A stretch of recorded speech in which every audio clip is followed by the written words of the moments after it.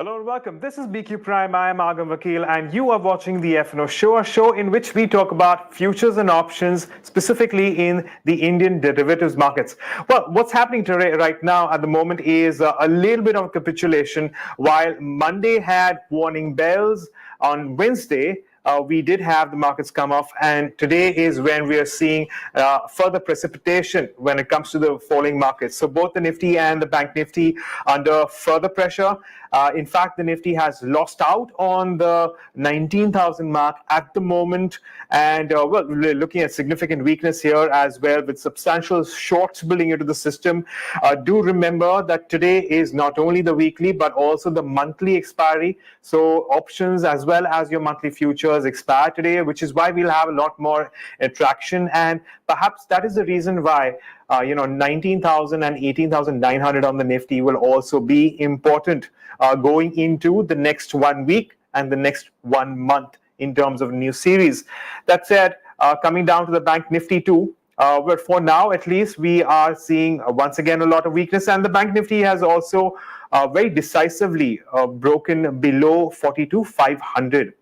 Do remember that just a couple of days ago, we were actually talking about 43,500, which seemed to be a little bit of a pivot over the last 5 odd months. We are well away from that mark, in fact, and now we are in very well below the 42,500 mark as well. The question really is that how much longer can this weakness sustain, and should we see some sort of a short covering rally? When can that come through? Well, to take us through all of this, well, we have with us Jay Patel. He is the technical analyst and derivatives research head at InvestMentor Securities. Jay, good morning, and thank you so much for joining in. Why don't you talk to us about what you see as far as the markets are concerned, and perhaps specifically the Nifty? How are you assessing this? So good morning, Adam, and good morning to all the viewers. Particularly for Nifty, I guess we have already seen a massive breakdown since this week. Nifty is down more than 8% in 45 days. So particularly, this would be a good buying opportunity as Nifty is approaching near its 200-day exponential moving average that is placed around 18,830 levels. So I guess the downside is limited from this point, but if we are looking to buy for the future or for the coming months, this would be a good opportunity to accumulate the blue chip company stocks or even the mid cap stocks. So I guess if we talk about Nifty, so today, if we take out today's expiry, then from tomorrow onwards for the fresh November's expiry, I guess Nifty would be approaching a better mark. Crossing above 19,000 would be very crucial in today's trade. Also in the coming expiry that is around 2nd of November. So 19,050, a good crucial level for the resistance for the traders, particularly after the today's market downfall of more than 1%. But today, if we look at the support level, 18,830 would be a very good support zone, and traders or even the swing traders can accumulate Nifty or start buying on Nifty at these levels. So 200-day exponential moving average would be a crucial support in today's trade or tomorrow's trade. Okay, so based on that, Jay, how are you playing options on the Nifty? So if we look at the expiry for the 2nd November, I would suggest buying a short strangle, particularly on Nifty, because Nifty would trade in a range in coming week. So if we look at buying around Nifty 18,800 put option, we can sell 18,800 put option for the 2nd November expiry, and we can also sell 19,200 call option for the 2nd November. The premium received would be your profit, and I guess the Nifty would be trading in range bound till 2nd of November because of geopolitical tensions, rising bond yields, rising crude prices, and also rising dollar index. So I guess Nifty won't fall much from here, but the upside range is also limited till 90,200. So the range would be better off for the next week. Okay, so well, we watch out for that. Of course, Jay is recommending selling a strangle, that is selling the 19,200 call. and the 18,800 put, if I'm not mistaken. And of course, this is on the expectations that there will be some amount of range-bound trade going into the next week. But Jay, can we move on and talk a little bit about the Bank Nifty as well? Before that, very quickly, as I've mentioned, we are seeing more and more activity. In fact, a lot more writing, at least in today's day of trade, given today's weekly expiry, monthly expiry. We are looking at a lot more writing around the 42,500 call. Now, until a few days ago, this was actually a support now, but perhaps in today's day of trade, it may actually act as a resistance. But Jay, coming down to you, what is your assessment of the Bank Nifty? You can give us your intraday view as well as your positional view. What's the way forward here? So definitely Bank Nifty is always surprising factor for the market, because if we look at 42,500 on yesterday's trade, it was a good support zone, and today it has broken more than 500 points at the downside. The crucial psychological support and even the option open interest support 42,500 has already been broken. 200-day moving average has been broken down on the Bank Nifty daily chart. So I guess if we are looking for today's trade, I guess 42,250 would be a good support in today's trade. And if we are looking for a expiry for 1st November, that is on Bank Nifty expiry. So I guess 42,100 would be a good support zone going further.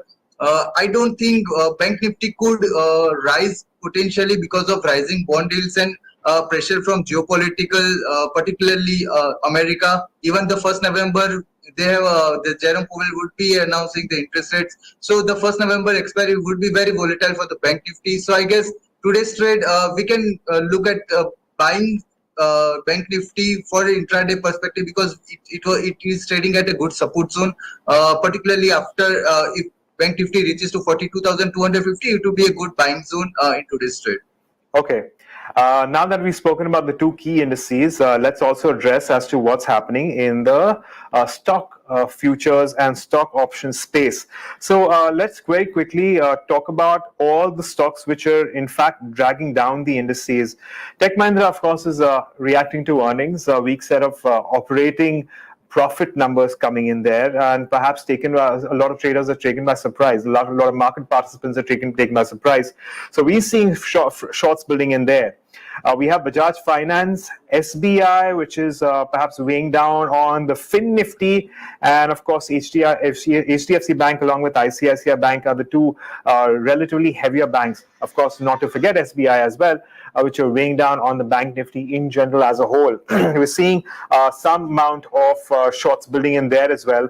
We have to watch out for the rollover data at the end of the day to determine as to what extent has this been towards the short side. In terms of gainers, we don't really have too much. Well, it is a surprising one, but Axis Bank is in fact up 1%. So that is actually the one which is moving contrary to the rest of the banking space and advancing in today's day of trade as against declines. But that gain is also 1%. So not too many stocks in favor of keeping a check as far as the benchmarks decline. But coming back to you, Jay, you have two ideas on stocks. Can you take us through those? So definitely, the first would be a buy call on Reliance Industries for the November month. So November future Reliance would be a buying opportunity. I guess Reliance has already taken a big downfall from around 2,600 levels, and currently we are seeing Reliance trading at support zone. The 2 years return for the Reliance is almost nil if we compare to 2 years return. So I guess the support would be strong at around 2180. So that would be a stop loss for us in Reliance. This is November future. And if we look at the target price would be around 2345, 2350 zone. So because the previous consolidating range, or even if we talk about 200-day exponential moving average, we can see the stock rising towards that, and the target would be placed at around that level, that is 2,350. So the first would be a buy call on Reliance November future, and the second would be a sell call on Hindustan Copper November future.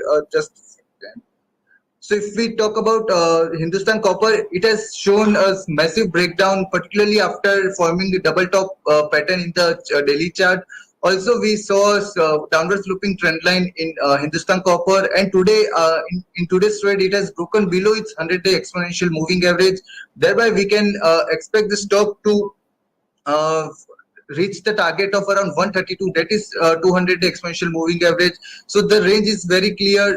The downside would be till to the 132 levels. That would be our target on the sell side, and on the stop loss side, 138 to 140 zones would be a stop loss for this stock. So I guess Hindustan Copper would be a good selling opportunity if we see a metal sector downfall coming in months.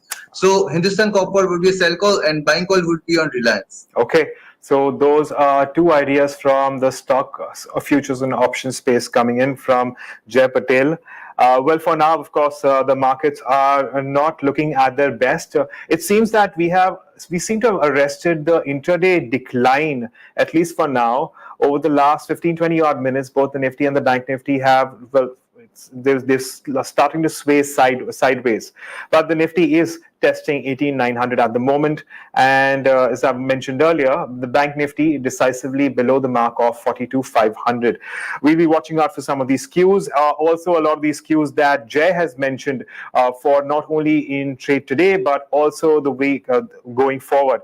Jay Patel, we leave it at that. Thank you so much for joining in and taking us through your views on the markets. And on that note, we sign out for now.